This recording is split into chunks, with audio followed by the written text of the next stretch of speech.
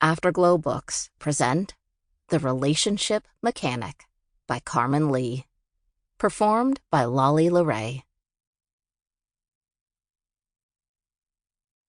Chapter 1. I'm bored. Vinny squinted against the glare of the sun. It was a beautiful, uneventful day, the same as any other. Business had been slow, leaving her with the need for something, anything to happen. She rolled her eyes at Aiden's words, but couldn't deny she felt the same. Excitement was hard to come by in Peach Blossom, but even this bout of boredom was a bit much.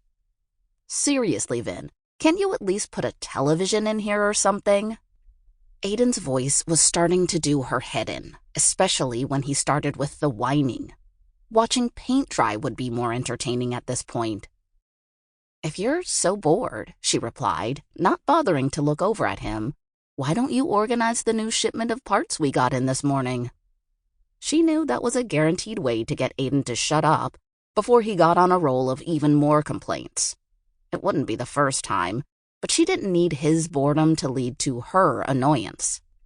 He groaned, but dutifully got up and walked to the back room where they kept the parts they needed to fix the vehicles that came in and out of the shop. Vinny watched him go and almost told him she would do it instead. Organizing the stock wasn't fun, but the repetitive nature of it at least helped the time go by faster.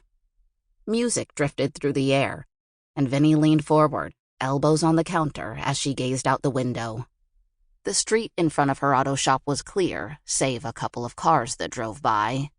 She almost regretted relocating the shop to the outskirts of the main part of town, but the space it had afforded her was worth it in the long run. Still, it would have been nice to be able to go 1 or 2 buildings over to chat with people, instead of having to walk the 3 miles it took to get to Main Street. Not for the first time, she was regretting not buying a television and installing cable in the shop, or at least getting a smart TV to stream something. The radio only helped so much when there was a lull in vehicles to work on.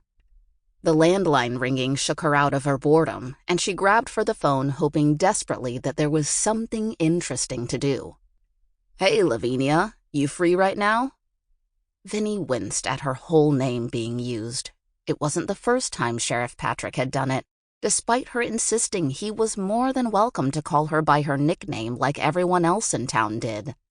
No one used her whole name anymore, except her father when she was in trouble, or her sisters when they were being assholes. "Yeah, you got a job for me?" A car on the shoulder out on 75 southbound, a mile out from exit 140. Driver said the damn thing is a rental that just crapped out on her and could use a tow. She's staying in Peach Blossom, so figured I'd call you instead of Tony. "Good looking out," she replied, pushing up off the counter. Tony Pritchard ran another auto shop in the town 40 minutes north of them.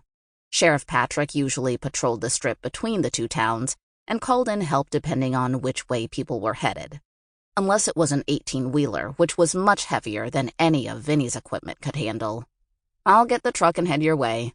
Is it a case of the forgotten pit stop again, or do you think this is legit?" He chuckled, no doubt remembering the last wayward tourist who had somehow forgotten to fill his tank, and then was surprised when the car exhausted its fumes and refused to go a mile farther. That had been a hilarious story to relate to her family when she had gotten home that evening. "Nah, it's a genuine one." "Got it. Be there in 20.